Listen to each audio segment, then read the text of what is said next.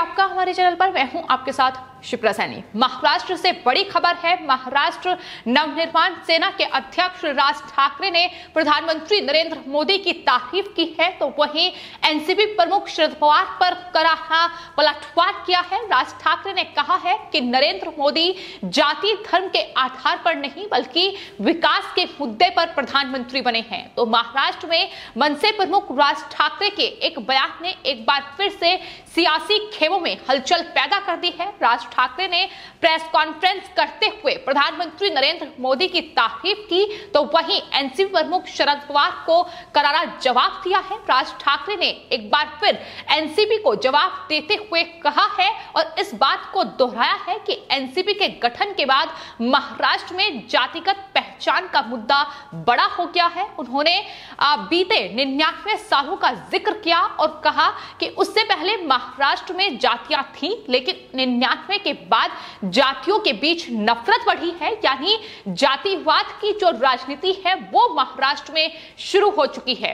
लेकिन वहीं दूसरी ओर प्रधानमंत्री नरेंद्र मोदी की तारीफ करते हुए मनसे प्रमुख राज ठाकरे ने कहा कि नरेंद्र मोदी जाति धर्म के आधार पर नहीं बल्कि विकास के मुद्दे पर प्रधानमंत्री बने हैं और देखा यह गया है कि लोग विकास के मुद्दे पर ही वोट करते हैं।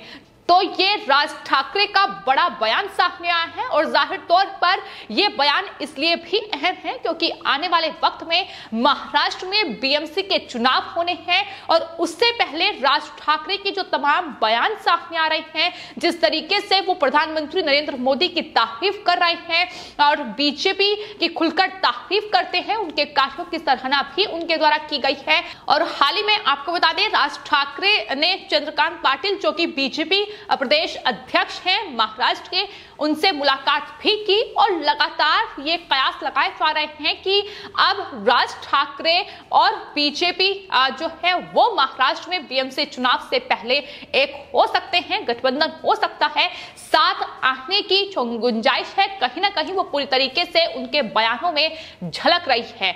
लेकिन फिलहाल जो जातिवाद का मुद्दा है वो एक बार फिर से महाराष्ट्र की राजनीति में गर्मा गया है, क्योंकि राज ठाकरे ने एक इंटरव्यू में दरअसल ये कहा था कि महाराष्ट्र में एनसीपी के उदय के बाद से जातिवाद बढ़ा है और उनकी तरफ से अब एक बार फिर प्रेस कॉन्फ्रेंस करते हुए यह कहा गया कि मैंने इंटरव्यू में एक बिंदु पर बात की थी, लेकिन अब जाति का माहौल उस पूरे बयान को लेकर महाराष्ट्र में बनाया जा रहा है। आपको बता दें, राज ठाकरे ने हाल ही में एक इंटरव्यू के दौरान ये कहा था कि एनसीपी के गठन के बाद महाराष्ट्र में जातिगत पहचान का मुद्दा बड़ा हो गया है, जिसके बाद महाराष्ट्र में जाति पर राजनीति शुरू हो गई। राज ठाकरे ने कहा था कि राज्य में जाति का मुद्दा नेताओं की आइडेंटिटी का मुद्दा बन गया है। ये मुद्दा महाराष्ट्र में एनसीपी के उदय के बाद ज्यादा प्रमुखता से बढ़ता गया है। तमाम बड़े मुद्दों को लेकर उन्होंने निशाना साधा। राज ठाकरे ने इस दौरान कहा कि कौन है जेम्स लेन, वो बर्नार्ड शॉ है क्या, आज वो कहां है, ये सब कुछ डिजाइन किया गया है। इस वजह से शिवाजी महाराज से जुड़ा इतिहास गलत तरीके से लिखा गया, ये करने वाले अमुक जाति के लोग हैं, उनकी तरफ से ये बयान दिया गया। जाहिर तौर पर शरद पवार पर निशाना साधा गया, एनसीपी पर निशाना साधा गया। आपको बता दें, अमेरिका के जो लेखक है जेम्स लेन, उनकी किताब आई थी Shivaji the Hindu king in Muslim India. आपको बता दें, इस किताब में दादाजी कोंडदेव ब्राह्मण को शिवाजी महाराज से संबंधित बताया गया और इसको लेकर महाराष्ट्र में विवाद शुरू हुआ। एनसीपी ने अब राज ठाकरे पर पलटवार करना शुरू कर दिया कि इस तरीके से जाति के आधार पर राज ठाकरे लोगों को बांट रहे हैं और तमाम बड़े सवाल उनकी तरफ से उठाए गए, जिस पर अब लगातार बयान सामने आ रहे हैं। इस पर मनसे के एक नेता ने यह साफ तौर पर कहा है कि राज ठाकरे ने जो बयान दिया है उसके मायने एनसीपी गलत निकाल रही है। राज ठाकरे के बयान के क्या मायने थे ये उनकी तरफ से बताया गया है। उन्होंने कहा कि एक तो ये कि महाराष्ट्र में महापुरुषों को किसी जाति विशेष से जोड़कर देखने की राजनीति एनसीपी के उदय से ही शुरू हुई है महाराष्ट्र में, और छत्रपति शिवाजी महाराज सबके हैं, पूरे देश के हैं, सिर्फ मराठों के नहीं हैं, ये भी उनकी तरफ से कहा गया। जेम्स लेन कोई बहुत बड़ी हस्ती नहीं नहीं है, लेकिन जानबूझकर एनसीपी मराठा वोट बैंक वाली पार्टी ने इस मुद्दे को भुनाया, मराठों और ब्राह्मणों के बीच खाई पैदा कर राजनीतिक फायदा उठा गया।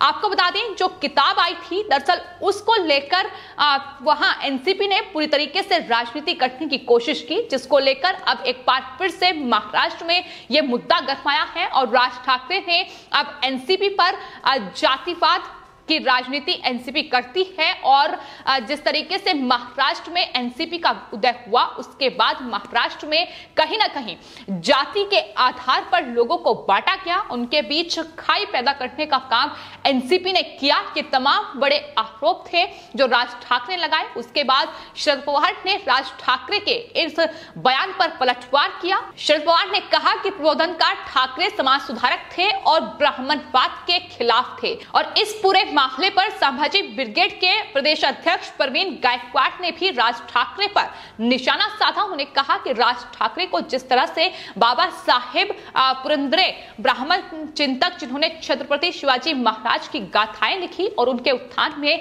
ब्राह्मणों के योगदान को अच्छी तरह से रेखांकित किया गया है, उससे आगे का इतिहास उन्हें पता नहीं है। तो अब तमाम जो महापुरुष हैं उनके नाम पर कहीं ना कहीं ये राजनीतिक बवाल करने की कोशिश एनसीपी कर रही है। लेकिन राज ठाकरे ने ये साफ तौर पर आज जो प्रेस कॉन्फ्रेंस की उसमें कहा कि उनके बयान को गलत तरीके से लिया गया है और कहीं ना कहीं एक बिंदु पर ही अब जातिवाद की राजनीति जो है वो एनसीपी करने की कोशिश कर रही है। लेकिन राज ठाकरे की ओर से एक बार फिर पलटवार किया गया। उन्होंने कहा कि वो कभी भी जाति देखकर किसी से मुलाकात नहीं करते हैं और कहीं ना कहीं यही जो है एनसीपी की कमी है कि वो जाति के आधार पर राजनीति करती है और यही वजह है कि वो महाराष्ट्र तक सिमटी हुई है। तो ये तमाम आरोप लगाए गए, ये तमाम पलटवार किए गए। लेकिन फिलहाल महाराष्ट्र में जिस तरीके से बीएमसी के चुनाव हैं और 2024 में देश में लोकसभा चुनाव होने हैं, उससे पहले राजनीतिक माहौल बनाने की पूरी तैयारी महाराष्ट्र में की जा रही है। एक तरफ महाविकास आघाड़ी सरकार है, शिवसेना, एनसीपी और कांग्रेस पार्टी है, तो दूसरी तरफ उद्धव ठाकरे के भाई और मनसे प्रमुख राज ठाकरे हैं, जो कहीं ना कहीं अब उनका जो रुख है वो बदलता नजर आ रहा है। प्रधानमंत्री की एक बार फिर से तारीफ उनके द्वारा की गई है और हाल ही में जिस तरीके से बीजेपी नेताओं से मुलाकात वो लगातार कर रहे हैं। हालांकि कुछ मुद्दे हैं कि बीजेपी की ओर से भी चंद्रकांत पाटिल की ओर से बाकायदा कहा गया है कि कुछ मुद्दे हैं जिन पर मनसे और बीजेपी का अलग अलग रुख है। तो आने वाले वक्त में अगर उन मुद्दों पर सहमति बनती है तो जाहिर तौर पर यह गठबंधन हो सकता है और बीएमसी के चुनाव है चूंकि, तो ऐसे में बीजेपी लगातार अपने आप को मजबूत करने की कोशिश कर रही है, क्योंकि पहले ही बीजेपी शिवसेना को एक अच्छी टक्कर इन बीएमसी के चुनावों में दे चुकी है। और एक बार फिर से अब बीजेपी शिवसेना की इतने साल से जो बीएमसी पर वर्चस्व रहा है उसे खत्म करने के लिए अब पुरजोर तरीके से कोशिश कर रही है। लेकिन राज ठाकरे उद्धव ठाकरे से खासा नाराज हैं। नाराज इस बात को लेकर भी हैं कि जिस तरीके से उन्होंने अपनी जो पार्टी की छवि थी उसके विरुद्ध जाकर जिस तरीके से काम किया है, एनसीपी और कांग्रेस से गठबंधन किया है और उसके बाद तुष्टीकरण की राजनीति पर अब शिवसेना आ चुकी है। वहां वोट बैंक के लिए वो तमाम वो काशे कर रही है जो कि पार्टी की छवि को शोभा नहीं देते हैं और यही वजह है कि राज ठाकरे लगातार उद्धव ठाकरे पर सवाल उठाते नजर आए हैं। तो फिलहाल राज ठाकरे का रुख बदल रहा है और प्रधानमंत्री की तारीफ की गई है। साफ तौर पर कहा है कि नरेंद्र मोदी जाति और धर्म के आधार पर नहीं बल्कि विकास के मुद्दे पर प्रधानमंत्री बने हैं। सबक सिखाया गया है, नसीहत शरद पवार को दी गई है कि अगर इस तरीके से राजनीति की जाएगी जाति और धर्म के आधार पर तो कहीं ना कहीं एक बड़ा नुकसान एनसीपी को होगा जाहिर तौर पर। और के आरोप साफ तौर पर लगाया है कि इस तरीके की राजनीति एनसीपी कर रही है। लेकिन वहीं दूसरी ओर आपको बता दें, महाराष्ट्र में जिस तरीके से बड़े भ्रष्टाचार हो रहे हैं, बड़े घोटाले सामने आ रहे हैं। किरीट सोमैया लगातार महाराष्ट्र में बड़े घोटालों का पर्दाफाश कर रहे हैं और यही वजह है कि आज शिवसेना के जो कार्यकर्ता थे उन्होंने वासिम में किरीट सोमैया की कार पर हमला किया है और उन्होंने ट्वीट करते हुए इस बात की जानकारी दी है। उन्होंने कहा है कि इस तरह का हमला भ्रष्टाचार के खिलाफ मेरी लड़ाई को नहीं रोक सकता है। जिस तरीके से अब शिवसेना ये हमले मुझ पर करवा रही है तो महाराष्ट्र में लगातार घोटालों का पर्दाफाश हो रहा है। महाविकास आघाड़ी सरकार में घोटालों के चलते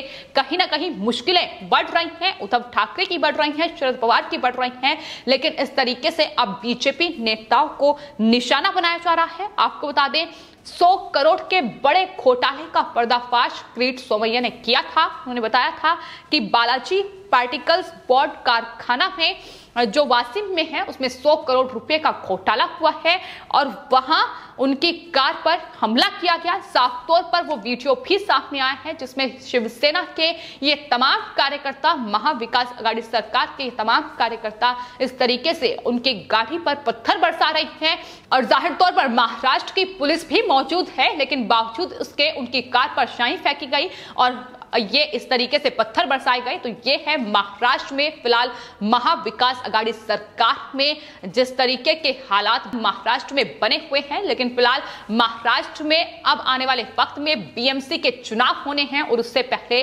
सियासत कहीं ना कहीं गर्माती नजर आ रही है। फिलहाल आपकी इस पूरे मामले पर क्या राय है हमें कमेंट बॉक्स में जरूर लिखें और चैनल को सब्सक्राइब करें। धन्यवाद।